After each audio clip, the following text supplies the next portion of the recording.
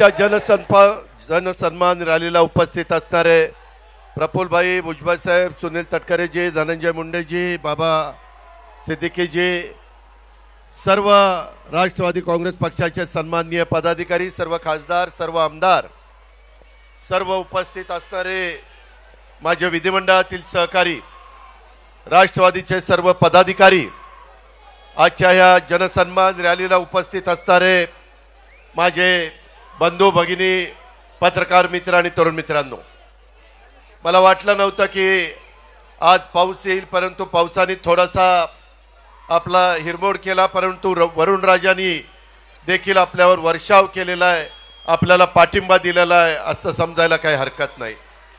मित्रांनो, लोकसभेच्या निवडणुकीच्या निकालाच्या नंतर मी पहिल्यांदाच आपल्या सगळ्यांच्या समोर इथं उभा आहे आणि मला आपल्याला एकच सांगायचं आहे की मी आपल्या सगळ्यांच्या समोर एक विकास आणि गरीब लोकांना मदत करण्याच्या हेतूने उभा आहे।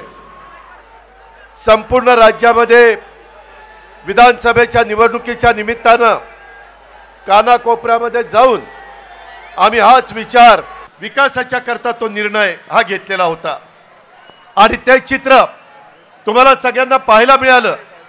लोकसभेच्या निवडणुकीच्या निमित्तानं आपल्याला थोडं अपयश आलं, परंतु मी कार्यकर्त्यांना सांगेन, जनतेला सांगेन, अपयश आलं म्हणून खचून जायचं नसतं आणि कालच्या विधान परिषदेच्या निवडणुकीमध्ये 9 आमदार आपले निवडून आले म्हणून हुरळून पण जायचं नसतं। यश पण पचायला शिकलं पाहिजे आणि अपयश आलं तरी खचून न जाता मोठ्या नव्या उमेदीनं लोकांच्या समोर जाण्याच्या करता आपण तयारी ठेवली पाहिजे आणि तीच तयारी मी आणि माझ्या सगळ्या सहकारी मित्रांनी ठेवलेली आहे। तुम्ही पाहा, कालच्या निवडणुकीमध्ये शिवाजीराव गर्जे असंख्य वर्ष तुमच्या माझ्या राष्ट्रवादी काँग्रेस पक्षामध्ये एक कार्यकर्ता म्हणून काम करणारे, सगळ्यांना आलेल्या गेलेल्यांचं जे काही अडीअडचणी आहेत ते समजून घेणारे, त्या आम्हा लोकांच्या कानावर घालणारे, अशा पद्धतीनं जे शिवाजीराव गर्जे होते, अनेक वर्ष आमच्या सगळ्यांच्या मनात होतं की त्यांना संधी मिळाली पाहिजे, परंतु काही ना काही अडचणी येत होत्या। काल मात्र राष्ट्रवादी काँग्रेस पक्षाने शिवाजीराव गर्जेंना आमदार करण्याचं काम केलं, सगळ्यांनी आशीर्वाद देण्याचं काम केलं। दुसरा एक तरुण सहकारी आपला परभणीचा राजेश विटेकर, की ज्याला आपण लोकसभेची उमेदवारी देणार होतो, परंतु काही कारणांनी आपण तिथं जरा थांबलो। आपल्यातले सहकारी महादेव जानकरांना ती उमेदवारी दिली आणि त्यावेळेस पहिल्या सभेमध्ये मी सांगितलेलं होतं की राजेश, 6 महिन्याच्या आत राष्ट्रवादी काँग्रेस पक्ष तुला आमदार केल्याशिवाय गप्प बसणार नाही आणि तो निर्णय आपण कालच्या निवडणुकीच्या निमित्तानं उभ्या महाराष्ट्राला दाखवून दिला। आपण शब्दाचे पक्के आहोत, जो आपला वादा असतो तो वादा आपला पक्का असतो, हे महाराष्ट्राला माहिती आहे। मित्रांनो, अनेक गोष्टी आहेत, माझ्या आया बहिणी इथं संख्येने आहेत।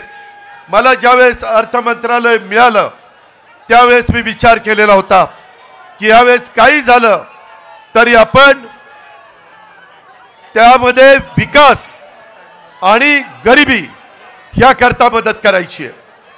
मित्रांनो, तशा पद्धतीने आपण निर्णय घेतला आणि आपल्या महिलांच्या करता लेक बहीण माझी लाडकी बहीण योजना, ही योजना आपण आणली। काही विरोधकांनी आमच्यावर टीका केली, माझ्याबद्दल काही वेडवाकडे बोलले, परंतु त्याला मी फार महत्त्व दिलं नाही, कारण मला जाणीव होती, मला खात्री होती, महायुतीच्या वतीनं एकनाथराव शिंदे असतील, देवेंद्र फडणवीस असेल, मी असेल किंवा माझे सगळे सहकारी असतील, आपण ती योजना चांगल्या प्रकारे राबवू शकतो, हा एक विश्वास मला होता। का तर त्याच्यात माझ्या गरीब महिलेला मला मदत करायची होती, माझ्या मातेला मला मदत करायची होती, माझ्या मुलीला मला मदत करायची होती आणि तशा पद्धतीचं काम आपण 1 जुलैपासून सुरू केलेलं आहे।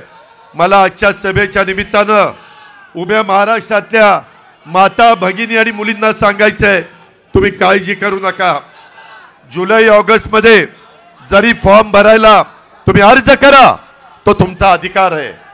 तो अर्ज केल्यानंतर तो अर्ज वेळेमध्ये कसा मंजूर होईल याबद्दलची खबरदारी आम्ही घेऊ, त्याबद्दलची काळजी आम्ही घेऊ. मगाशी माझ्या काही महिला म्हणाल्या की अजित पवार ह्याच्यामध्ये काही त्रुटी होत्या, आम्ही त्याच्याकरता रेशन शिधाव कार्ड वाटप कार्ड आपण त्यामध्ये मंजूर केलं, आपण पिवळं रेशन कार्ड आपण मंजूर केलं, भगवं रेशन कार्ड मंजूर केलं. का तर माझ्या आया बहिणींना माझ्या मुलींना त्रास कमी व्हावा म्हणून. मी महाराष्ट्राला सांगू इच्छितो की या योजनेच्या करता आमचा अंदाज आहे चांद्यापासून बांद्यापर्यंत 2.5 कोटी महिलांना दर महिन्याला 1,500 रुपये मिळणार. दर महिन्याला म्हणजे 2 महिन्याचे पैसे. ऑक्टोबर मध्येच भाऊबीज रक्षाबंधन आहे, राखी पौर्णिमा 19 तारखेला, साधारण त्यावेळेस त्या माझ्या भगिनीच्या खात्यावर बँकेत 3,000 रुपये देण्याचा निर्णय आपण घेतलेला आहे. काळजी करू नका. माझी दुसरी एक विनंती आहे, काही माझ्या युतीचे सहकारी म्हणाले की ही जी सभा होतीये त्याच्यामध्ये राष्ट्रवादी काँग्रेस पक्षाचं सगळं दिसतंय, परंतु ही राष्ट्रवादी काँग्रेस पक्षाची सभा आहे. पुढे आमच्या विभागामध्ये युतीच्या सभा होणार आहेत, ज्याला एकनाथराव शिंदे शिवसेना असेल, ज्याच्यात देवेंद्र फडणवीस भाजप असेल, ज्याच्यात अजित पवार आणि त्यांचे राष्ट्रवादी काँग्रेसचे सगळे सहकारी असतील, अशी महायुतीची आणि त्यांच्या मित्रपक्षांच्या सभा प्रत्येक विभागामध्ये होणार आहे, प्रत्येक जिल्ह्यामध्ये होणार आहे. त्याच्यामुळं या सभेचा आणि त्याचा अर्थार्थी संबंध नाही. हे राष्ट्रवादी काँग्रेस पक्षाने जनसन्मान रॅली सुरू केलेली आहे. ती रॅली सुरू करत असताना आम्ही कुणालाही वंचित ठेवलेलं नाहीये. आज मी सकाळी माझ्या काही महिलांचे अर्ज पंचायत समिती बारामतीमध्ये स्वीकारायला गेलो. त्याच्यामध्ये एक महिला मला म्हणाली, दादा तुम्ही त्याच्यामध्ये सांगितलं 4 चाकी वाहन असल्यावर त्यांना मिळणार नाही. म्हणलं ट्रॅक्टर असला तरी त्यांना मिळणार. पण ते म्हणले की दादा माझा नवरा ड्रायव्हर आहे आणि तो रात्री गाडी घेऊन माझ्या घरी येतो आणि त्याच्यामुळे ती गाडी तर आमचीच समजतील आणि मग 4 चाकी वाहन आमची काय चूक आहे. मी तमाम माझ्या ड्रायव्हर लोकांना महाराष्ट्रातल्या सांगतो, त्यांच्या सगळ्या पत्नींना सांगतो, भगिनी वर्गाला सांगतो, मुलींना सांगतो, काळजी करू नका. ज्यांच्या स्वतःच्या नावावर गाडी आहे अशांना त्याच्यामध्ये धरलं जाणार नाही. जे ड्रायव्हिंग करतात त्यांना त्याच्यामध्ये धरलं जाणार आहे. 2.5 लाखापर्यंत उत्पन्न असणाऱ्या सगळ्या माझ्या आया बहिणींना आणि मुलींना त्यामध्ये धरलं जाणार आहे. आपण अजिबात काळजी करू नका. एवढ्यावरच आपण थांबलेलो नाही. आपण 3 गॅस सिलेंडर वर्षाला, त्याचेही पैसे माझ्या बहिणीच्या अकाउंटला, माझ्या मुलीच्या अकाउंटला, माझ्या मातेच्या अकाउंटला जाणार आहेत. उत्पन्न मर्यादित असलं पाहिजे 2.5 लाखाच्या आत. मित्रांनो, मी महाराष्ट्राचा विचार केला तसाच मी बारामतीचा विचार केला. बारामतीमध्ये साधारण वर्षाला माझ्या आया बहिणींना आणि मुलींना 180 कोटी रुपये वर्षाला मिळणार आहेत. किती? 180 कोटी. आणि कमी जास्त तालुके आहेत, काही तालुके लहान आहेत, तिथे 150 कोटी मिळतील वर्षाला. काही ठिकाणी माझी लाडकी बहीण योजनेमध्ये कमी पैसे 125 कोटी मिळतील लोकसंख्येचा विचार करता. परंतु ह्या सगळ्या राज्याला मिळून 46,000 कोटी रुपये वर्षाला मिळणार. किती? 46,000 कोटी. काही काही राज्यांची बजेट एवढी नाहीये. आपण तेवढं माझी महिला सक्षम व्हावी, माझी महिला आत्मनिर्भर व्हावी, तिला एक विश्वास वाटावा की मला माझ्या घरच्या पुरुष मंडळींवर अवलंबून राहावं लागत नाही. मला काही का होईना वर्षाला 18,000 रुपये देण्याचं काम या महायुतीच्या सरकारने केलेलं आहे. मी सगळ्यांना हेही सांगतो, हे सातत्य आपल्याला टिकवायचं आहे. पण त्याकरता महाराष्ट्रातल्या जनतेला एक विचार करावा लागणार आहे की पुढे येणाऱ्या विधानसभेमध्ये देखील महायुतीला आपल्याला निवडून द्यायचंय, तर आपली योजना पुढे कायमची चालणार आहे, तर आपल्याला कायमचे पैसे मिळणार आहेत.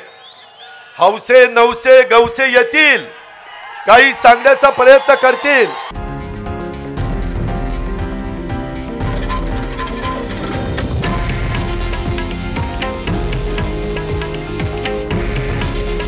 हे आहे देशातील नंबर 1 न्यूज नेटवर्क आणि आपण पाहत आहात TV9 मराठी. काळजी तुमची, हित महाराष्ट्राचं.